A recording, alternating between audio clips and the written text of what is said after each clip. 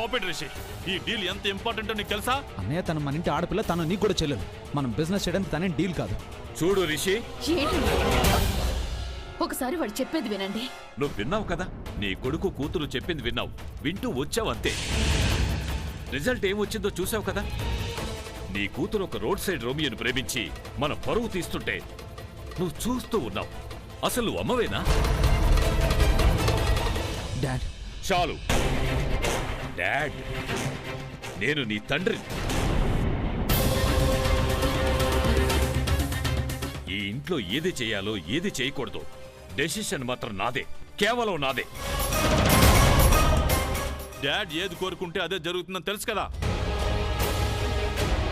రాఖీ నోరు మూసుకుని అజయ్ని పెళ్లి చేసుకో, లేదంటే పరిణామం ఏంటో నువ్వు ఊహించలేవో. పదయోగి, శ్యామ్ ఎక్కడున్నాడు? తను వెతుకు. ఎక్కడున్నాడు చూసి నా దగ్గరకు తీసుకున్నా.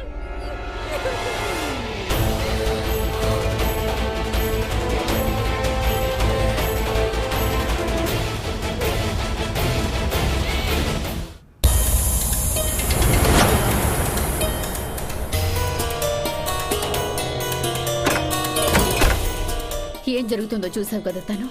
ఆంటీ మనం ఇప్పుడు ఏం చేద్దాం? ఇప్పుడంతా నీ చేతుల్లో ఉందమ్మా.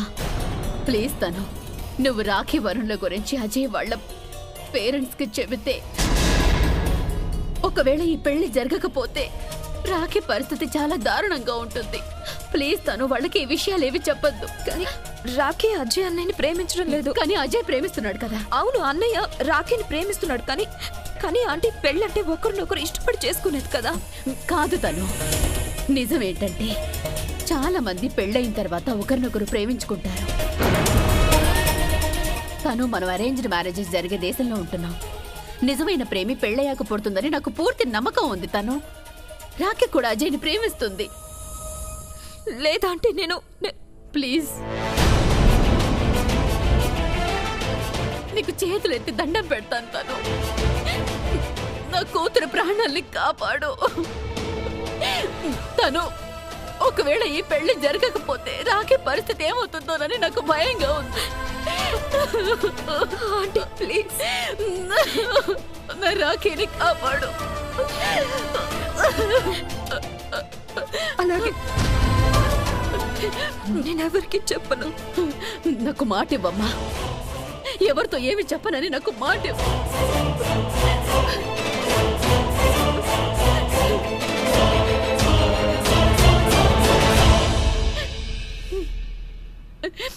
Thank you so much. Sorry Ajay అన్నయ్య, నేను మాట ఇవ్వాల్సి వచ్చింది. మీరు నాకు మాట ఇచ్చారు కదా.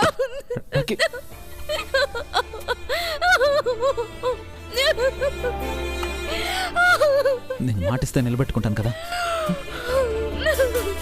నీకు కూడా తెలుసు కదా మామ్ ఏమన్నారో నీకు తెలుసు కదా. మామ్ చెప్పింది నువ్వు నీ చెల్లెల కంటే ముందే పుట్టేశావురా, తన ఇష్టాలను నువ్వే నెరవేర్చగలవు అని. ఒకవేళ నాకు వరుణ్తో పెళ్లి జరగలేదంటే నేను ఈ లోకం విడిచి తొందరగా వెళ్ళిపోతానన్నయ్య. అలా మాట్లాడకు రాకి, పిచ్చిదనవా ఏంటి? మీ అన్నయ్య భరోసా ఇస్తున్నాడు కదా. నేనేం చేయనన్నయ్యా. నువ్వు పోరాడు, నీ ప్రేమ కోసం పోరాడు. నీకు తోడుగా నేనుంటాను. నీకోసం గాజులు, మంగళసూత్రం, సింధూరం అన్నీ తీసుకొచ్చాను. నీ పెళ్లి నేను చేస్తాను, ఎలా అయినా సరే చేస్తాను. జస్ట్ 2 days టైం ఇవ్వు. జస్ట్ 2 days చాలు. నువ్వు చెప్తుంది నిజమా? నిజం చెప్తున్నాను. నీ పెళ్లి నేను జరిపిస్తాను. నీ పెళ్లి వరుణ్తోనే జరుగుతుంది.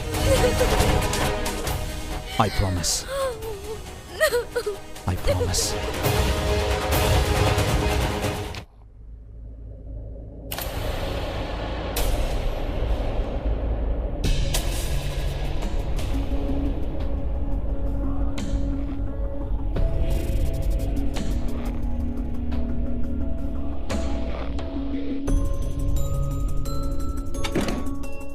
నువ్వు నాకు ముందే ఎందుకు చెప్పలేదు? ఎందుకు? ఎందుకేంటి? ముందే చెప్పుంటే హెల్ప్ చేసేదాన్ని. అలాగా? మీ సొంత అన్నయ్యని వదులుకొని నువ్వు నాకు హెల్ప్ చేయడానికి ప్రయత్నం చేస్తావా? లేదు, నేను మా అన్నయ్యకి హెల్ప్ చేసేదాన్ని. మా అన్నయ్య మీద అసలు ప్రేమ లేని ఒక అమ్మాయితో పెళ్ళి ఎలా జరగనిస్తాను? అసలు మొదలు కాకుండానే ముగిసిపోయే పెళ్లిని ఎందుకు జరగనిస్తాను? అరే, రాఖీ నా బెస్ట్ ఫ్రెండ్. తను మా అన్నయ్యని కాక మరొకరిని ప్రేమిస్తున్న విషయాన్ని ఎందుకు గుర్తించలేకపోయాను? నాకు చాలా తప్పుగా అనిపిస్తుంది. అందుకే నువ్వు సారీ చెప్పాలనుకున్నావు కదా?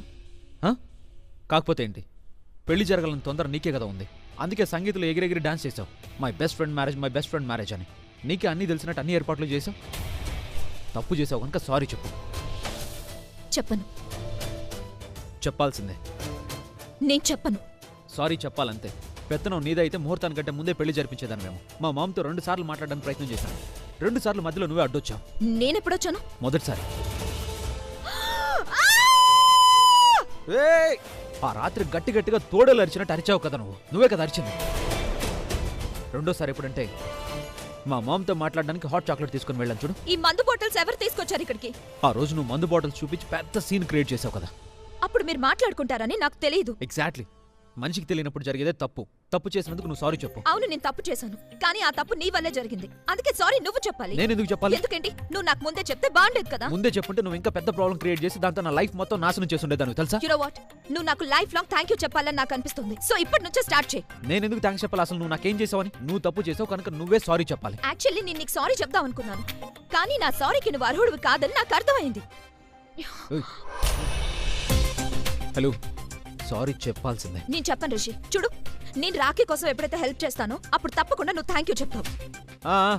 వెళ్ళు. నీ కల్లో కూడా నేను నీకు థ్యాంక్స్ చెప్పను. చూద్దాం. చూద్దాం.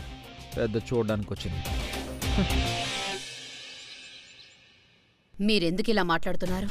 ఒకవేళ వీళ్ళకి అనుమానం వస్తే? నువ్వు సైలెంట్గా ఉండు. మాట్లాడాల్సింది నేను యోగి మాట్లాడతాం. పద. అత్తయ్య గారు, ఇప్పుడు ఏం జరుగుతుంది? రండి. Good morning. Good morning Anil గారు. Good morning uncle. Good morning. Good morning. కూర్చోండి. ఆ, రాఖీ ఆరోగ్యం ఎలా ఉంది? కొంచెం రెస్ట్ తీసుకుంటే సరిపోతుంది. టెన్షన్ పడే విషయం ఏం లేదు. ఒకవేళ ఇది కాలదోషం కావచ్చు. పెళ్లికి పెట్టిన ముహూర్తమే అశుభమేమో.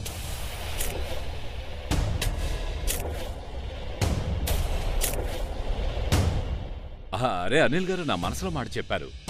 నిన్న నేను మా పంతులు గారితో మాట్లాడానండి. ఇప్పుడు పూర్ణ అమావాస్య కాలరాత్రిలో కాలయోగి మొదలైందని ఆయన అన్నారు. పెళ్లికది చాలా అశుభ ముహూర్తమట. ఒకవైపు పూర్ణ అమావాస్య రాత్రి, మరోవైపు పూర్ణ చంద్రగ్రహణం. ఇలాంటి టైంలో మంచి పనులు జరగకుండా అవుతాయని ఆయన అంటున్నారు. పైగా ఇప్పుడు మా రాఖీ జాతకంలో చంద్రదశ నడుస్తుంది. ఈ టైంలో పెళ్లి. ఈ విషయంలో మీరు చాలా అదృష్టవంతులు. ఐ మీన్, మాకు ఇలాంటి విషయాల మీద నమ్మకం లేదు. లేదు, కానీ నాకు తెలుసుకోవాలనుంది. ఈ దోషానికి ఏదో ఒక నివారణ ఉంటుంది. ఏం లేదు అంకుల్, చిన్న పూజ చేస్తే సరిపోతుంది. That's it. కానీ చంద్రగ్రహణం మొదలు కాబోతుంది. అలాంటప్పుడు పెళ్లి ఎలా చేస్తాం? అనిల్, దయచేసి ఇలాంటి విషయాలు నమ్మకండి ప్లీజ్. లేదు గాయత్రి, ఇదంతా చిన్న విషయమేం కాదు. అవును చెల్లెమ్మ, అమావాస్య కాళరాత్రి రోజుల్లో పెళ్లిళ్ళు చేయకూడదంట. మీరే చెప్పండి, ఈ టైంలో ఏం చేయాలి? అనిల్ గారు చూడండి, మా పంతులు గారు ఈ రోజు సాయంత్రమే ఒక మంచి ముహూర్తం ఉందని చెప్పారు. మీ అందరికీ ఇష్టమైతే ఈ రోజు సాయంత్రమే. No way. ప్లీజ్, నా ఫ్రెండ్స్ ఉన్నారు, అమెరికా నుండి రావాల్సిన రిలేటివ్స్ ఉన్నారు. ఇంత తొందరగా పెళ్లి ఎలా పెట్టుకుంటాం? లేదు, ఈ చంద్రగ్రహణం, కాళరాత్రి నేను నమ్మను. ప్లీజ్. కానీ నేను నమ్ముతాను గాయత్రి. పెళ్లి ఈ రోజు సాయంత్రం జరుగుతుంది. నువ్వు పెళ్లికి ఏర్పాట్లు చేయి. పెళ్లి అలా ఎలా చేస్తారు చెప్పండి? మన ఫ్రెండ్స్, ఫ్యామిలీ, రిలేటివ్స్ ఎవరు ఇక్కడ లేరు. నాకు ఒక్కడే కొడుకు. జీవితంలో ఒక్కసారే పెళ్లి జరుగుతుంది. అలా ఎలా చేస్తారు? సరే, అయితే పెళ్లి అయ్యాక మనం గ్రాండ్ గా రిసెప్షన్ పార్టీ అరేంజ్ చేద్దాం. అది కూడా నేను కొందాం అనుకుంటున్న హవేలీలో అరేంజ్ చేద్దాం. మీరేమంటారు? పనిలో పనిగా హవేలీ గృహప్రవేశం కూడా జరిగిపోతుంది. కరెక్ట్గా చెప్పానా? కానీ పెళ్లి ఈ రోజే జరగాలి గాయత్రి. నువ్వు పెళ్లికి ఏర్పాట్లు చూడు.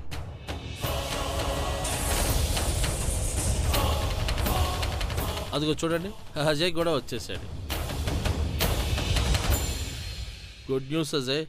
అదేంటంటే నీ పెళ్లి ఈరోజు చేసేస్తున్నావు.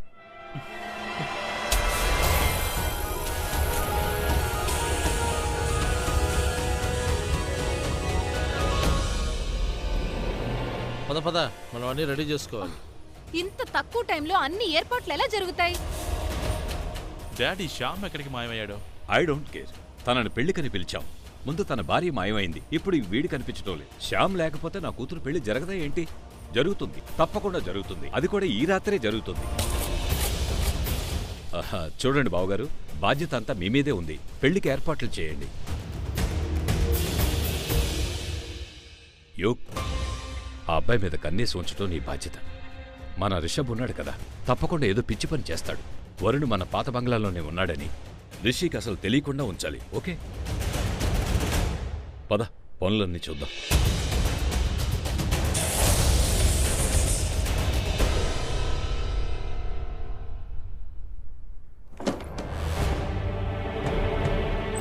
అన్నయ్య, ఏం చేస్తున్నావు అన్నయ్య? పారిపోవడానికి సిద్ధంగా ఉండు రాఖీ. నీ పెళ్లి ఈ రోజే జరగబోతుంది. ఏంటి ఈ రోజా? మోహిని, ఇదిగో తీసుకో తెల్లని కుంకుమ, ఇంకా నల్లని గాజులు. పెళ్లిలో రాఖీ ఇవే వేసుకోవాలి. ఈ నల్లని గాజులు ఎందుకంటే ఇదే ఇక్కడి పద్ధతి కనుక. తెలుసన్నయ్య, పెళ్లి బట్టలు నేను తీసుకున్నాను. కంగారు పడకు మోహిని, అంతా ఈ ఊళ్ళో జరుగుతున్నట్టే జరుగుతుంది. ఎక్కడా ప్రాబ్లం రాదు, ఎలాంటి పొరపాటు జరగదు.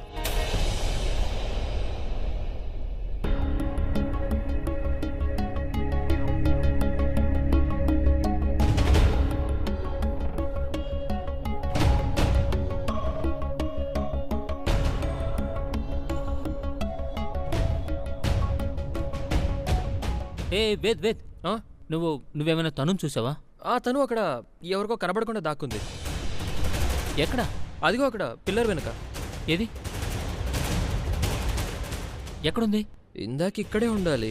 అన్నయ్య ఇప్పుడే పారిపోవాలా? ఇప్పుడే కాదు, నేను ఎప్పుడు చెప్తాను అప్పుడు. అన్నయ్య ప్లీజ్ నన్ను ఇప్పుడే పంపించండి. ఏ మాత్రం అటు ఇటైనా ఏ పొరపాటు జరిగినా నాకు అజయ్తో పెళ్లి చేసేస్తారు.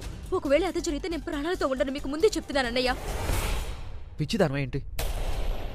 ఇంకెప్పుడు చావు గురించి మాట్లాడుకో. నేను చెప్పాను కదా, నేను ఫోన్ చేసినప్పుడు వచ్చాయి. వరుణ్ ఎక్కడున్నాడో నాకు తెలియడం లేదు. ముందు తను వెతకనివ్వు. నువ్వు కంగారు పడకు. నీ పెళ్లి వరుణ్తోనే జరిపిస్తాను. ఓకే?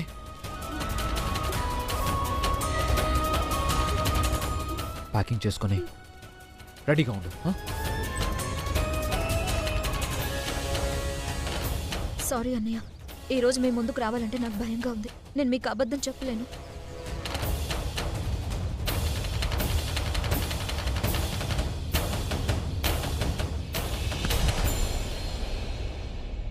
ఏమైంది అజయ్? అంతా బానే ఉందిగా? యోగ్, అది ఈ రోజు అంటే విచిత్రంగా అనిపిస్తుంది. నా పెళ్లి సడన్ గా ఈ రోజే జరుగుతుంది, కానీ తను కనిపించట్లేదు. అలాగా? అయితే నువ్వు పెళ్లికి ముందే భయపడుతున్నావు.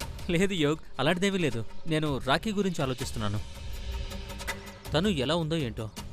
ఎలా ఉందో ఏంటి? రాఖీ చాలా సంతోషంగా ఉంది. నిన్ను పెళ్లి చేసుకోవాలని ఎదురు చూస్తుంది. వెళ్ళు, అన్నీ మర్చిపోయి రిలాక్స్గా ఉండు. ఓకే యోగ్, మనం తర్వాత కలుద్దాం. Okay, sure.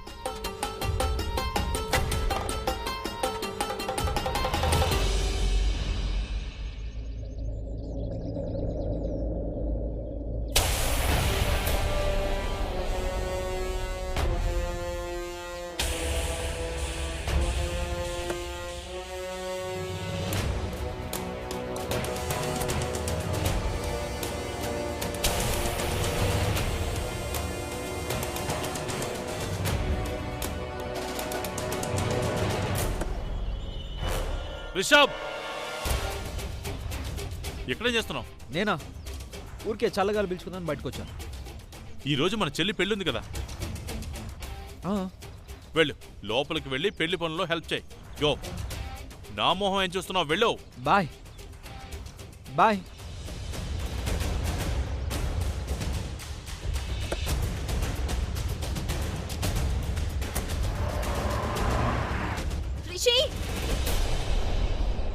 రిషి, నువ్వు ఇక్కడున్నావా? నేను చాలాసేపటి నుంచి నిన్ను వెతుకుతున్నాను. ఎప్పుడు నీ మొహం చూసాకే ప్రాబ్లం స్టార్ట్ అయ్యేది. ఈ రోజు కాస్త ముందే స్టార్ట్ అయింది. ఛే! రిషి, నువ్వు వరుణ్ని వెతుకుతున్నావు కదా. వరుణ్ ఎక్కడున్నాడో నాకు తెలుసు. ఇప్పుడు ఏది చేయాలన్నా మన ఇద్దరం కలిసి చేయాలి. మనం ఎదురుపడితేనే ప్రాబ్లమ్స్ వస్తున్నాయి, ఇంకా కలిసి చేయడమా? ఛే! ఒక్క నిమిషం. రాఖీ, అజయ్ అన్నయ్యల జీవితాలు ప్రాబ్లమ్స్ లో ఉన్నాయి. వాళ్ళ కోసం ఇక నీ ఇష్టం. అయ్యో, ఆగా. అసలు వరుణ్ ఎక్కడున్నాడు నీకెలా తెలుసు? నేను మీ డాడ్ ఇంకా యోగ్ గారు మాట్లాడుకుంటుంటే విన్నాను. నిన్న రాత్రి సారీ చెప్పుకున్న వెళ్ళినందుకు ఇది ఒక మంచి వంక. ఎక్స్క్యూజ్ మీ, నువ్వు నాకు థ్యాంక్ యూ చెప్పాలి. ఓకే? సరే, ఒక డీల్ చేసుకుందాం. ముందు నువ్వు నాకు సారీ చెప్పు, ఆ తర్వాత నేను నీకు థ్యాంక్స్ చెప్తాను. ఇది ఎలా ఉంది? You know the problem is, నేను సారీ చెప్పగలను, కానీ నాకు తెలుసు నువ్వు థ్యాంక్ యూ చెప్పవు. అందుకే ముందు నువ్వు నాకు థ్యాంక్ యూ చెప్పు. ఇన్ఫాక్ట్ నేను నీతో థ్యాంక్ యూ చెప్పించుకునే తీరుతాను. నీతో సారీ చెప్పించుకున్న తర్వాత వరుణ్ ఎక్కడున్నాడు? పద పద. నువ్వు చెడగొట్టింది నేనే బాగు చేయాలి కదా. నాకు ఈ రోజే క్యాష్ కావాలి, యాజ్ ఎర్లీ యాజ్ పాసిబుల్. ఇక్కడ కమలాపురంలో పెళ్లి ఈ రోజు రాత్రే జరుగుతుంది.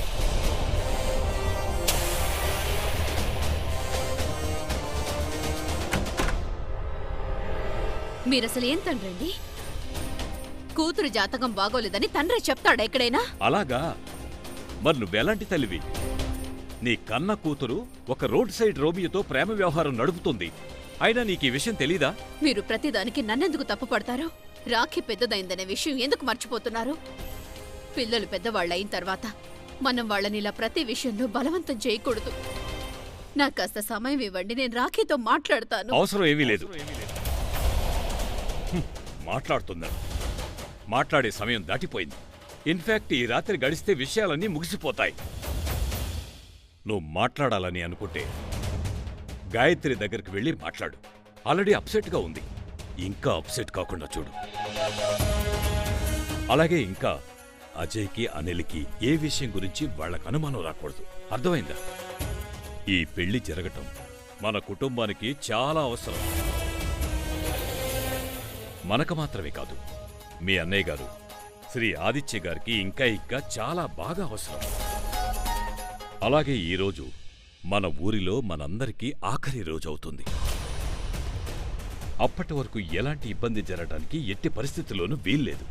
అర్థమైందా?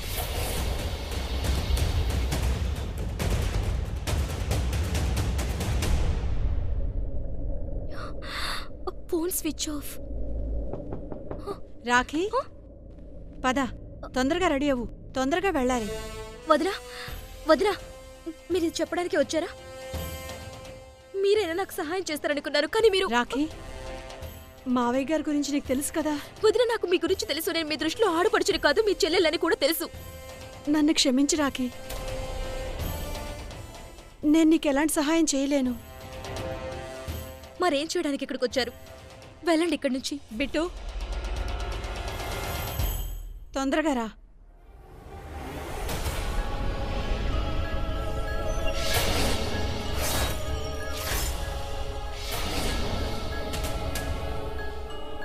రాఖీని తొందరగా రెడీ చేయి.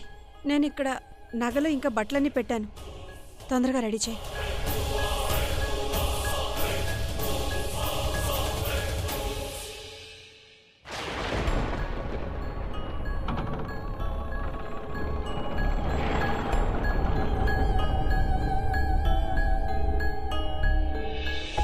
వరుణ్ ఈ ఇంట్లోనే ఉన్నాడు. అవును, గానీ ఇక్కడ ఎవరో కనిపించడం లేదు.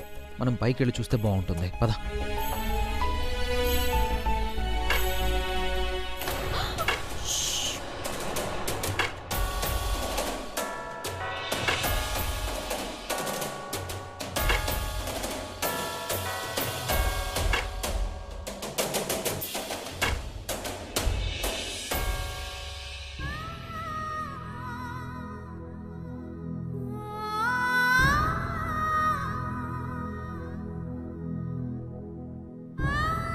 ఈ చీకట్లో నా శీలాన్ని దోచేసుకోకు.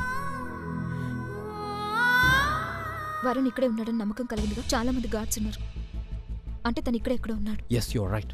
రెడీ, నువ్వు లోపలికి వెళ్ళు, నేను ఇక్కడ చూస్తాను. కానీ ఓకే, నువ్వు వెళ్ళు వెళ్ళు వెళ్ళు వెళ్ళు.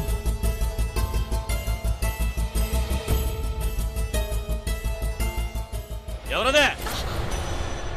ఏ అమ్మాయి, ఎక్కడే చేస్తున్నావు?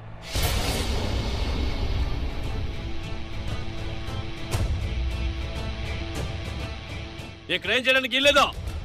ఎల్లు, ఇక్కడి నుంచే ఎల్లు, ఎల్లు. ఏంటి, ఏమైంది? నేనెవరినో నీకు తెలీదా?